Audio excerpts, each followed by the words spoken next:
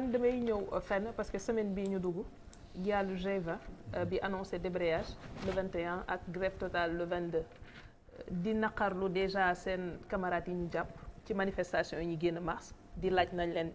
génne waaye it ñaawlu li nga xamante ne mooy position gouvernement ci seeni préoccupation may fàttali ne ci plateau yi nga xamante ne jot nañ ko def yëpp ak Cheikh Mbow wax nañu ci li nga xamante ne mooy accord yi gouvernement am ak ñi nga xamante ne ñooy syndicat d'enseignants yi accord yi nga xamante ne moom la ñu gën a bàyyi xel 17 février 2014 boobaak léegi dañ fi amoon li nga xamante ne moom lañ doon wax le monitoring des accords monitoring boobu mi ngi am ba léegi wala déet fa lañ ci toll parce que ci Covid bi remarqué nañ ni c'est vrai que enseignants yi tegoon nañu revendication yi de côté comme ni ñu ko remarqué ci syndicat yu bëri mais ñu ngi nekkaat ci élan boo xamante ne nii ñu ngi dekkalaat li nga xamante ne moo nekkoon seeni revendication lan la état bi di def jamono ji yow mi nga xamante ne bokk nga si ñuy xeex pour li ma doon wax sànq école publique bi nekk école publique bu ñu ràññee respecté ko mu am dayo bi war est-ce que monitoring boobu mi ngi am ba léegi. waaw pour tontu de manière claire parce que ñun dañu doon woo ci ay réunion monitoring mais depuis jamonoy Covid ba tey amul benn rencontre monitoring buy dajale gouvernement avec syndicat yi bu fi am. mu nekkoon aussi loo xam dañ ko naqam. conseil des ministres dañ koy def. comment ci ma ne conseil des ministres ñu ngi koy def te pourtant nit ñi mën nañ nekk ku nekk sa bureau ñu utiliser xarala yu bees yi pour def ko donc loolu est-ce que tamit argument la bu mën a téye tey. ça veut dire que Covid bi warul nekk argument pour ñu bañ a def lu bëri ci li ñu war a def te Covid bi tey dafa am li ñuy wax bon dos. bëri na loo xam ni defatuñ ko dañu koy jël rek yenn ko Covid bi.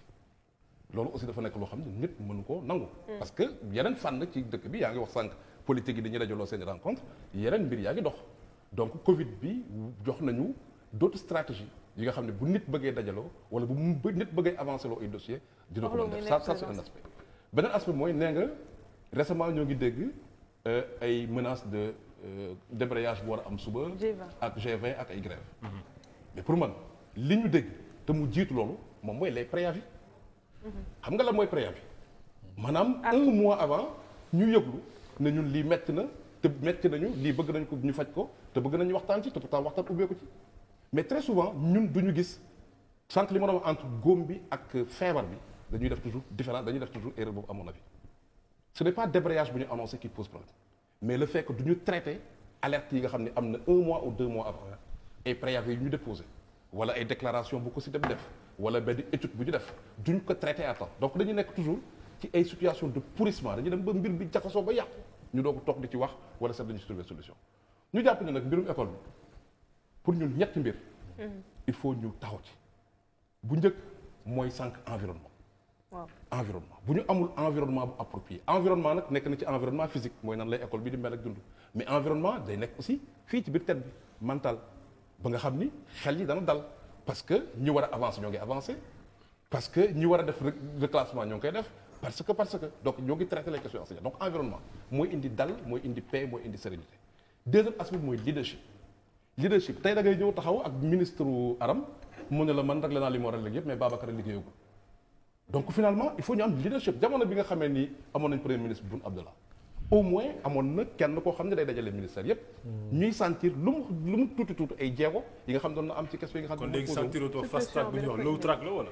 waaw bu la neexee nga tuddee ko noonu mais. damay laajte waxuma loolu tudd de. en tout cas aujourd'hui da ngay gis mbir yi dafa xaw a taxaw donc solo problème leadership aussi day am solo parce que les questions enseignantes boo koy traité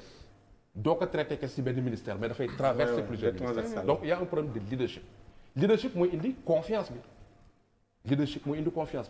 donc environnement bi dafa am solo pour nga mën a am paix ak sérénité parce que boo amul dal doo mën a tabax. waaw léegi loolu fan lañ koy waxtaanee leadership bi loolu beneen ñetteel bi loolu yëpp fan lañ koy waxtaanee. mais fi ñu koy waxtaanee ku nekk da ngay jéem a si biir leadership justement ku nekk da nga war a def li la war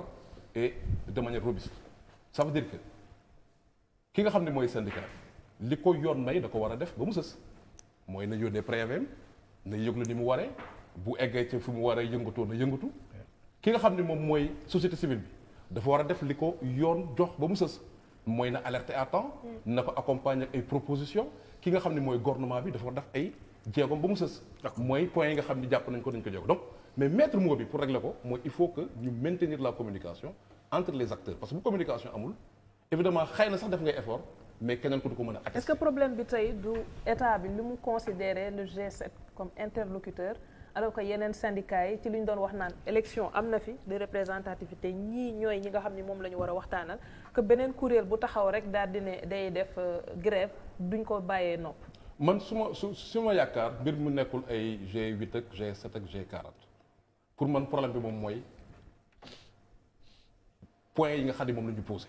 parce que booy set ñoom ñëpp ñoo ko partagé. demal nga xool li G20 di wax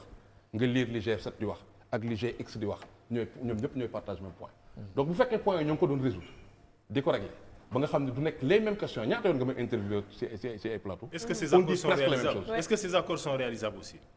non da ngay jàpp d'accord am na yoo xam ne ils étaient tombés d'accord sur ça. non ça veut dire que da ngay jàpp ni oui la réponse mooy oui xam nga da ngay jàpp ni la réponse mooy oui. parce que gouvernement dafa am ay techniciens am ay experts am. bu waxtaan rek ki nga xam ni moom mooy ay acteurs sociaux. ba jàpp ni bii dinaa ko signer accord la. jàpp nga ni il a été informé. ils avaient pris des engagements quoi conseillé mu jëlee engagement donc. da ngay jàpp ni c'est réaliste et réalisable. maintenant aujourd'hui pour ñun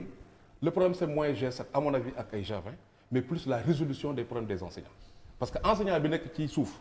toog 10 ans 15 ans avancé wu kooku yoonam nekkul ci ay G7 ak G20. donc loolu c'est un aspect pour nous qui est essentiel. maintenant G7 G20 nag c'est le fruit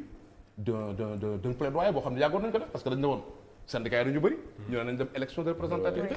bi ñu defee élection de représentativité mu am ñu génn nekk les plus représentatifs ñoom ñoo dajaloo tudd G7 mais même ñi nga xam ne ils sont moins représentatifs organisé wu nañ. ba tudd loolu tuddee G20 donc cadre yi ngay am pour mën a waxtaan ak ñoom léegi gën naa réduire au lieu mu nekkati 40 ou 50 syndicats tu as 2, 3 ou 4 cadres yi nga xam ne moom nga mën a échanger ñoom donc pour ñun amatuñu benn argument pour bañ a fexe ba yenn questions yi nga xam ne moom mooy posé wu chaque jour système éducatif bi ñu dépassé ko d'accord nañ daal at bu bees ñëw mu am ay points yu bees mais même point topp ñu depuis 10 ans. ñu leen di indil même réponse muy indi même crise ñuy egg ci même sauver l'année scolaire loolu pour ñun mbirum yaafus la te Sénégal war naa mën a romb. te waratuñu ci yegg quand même.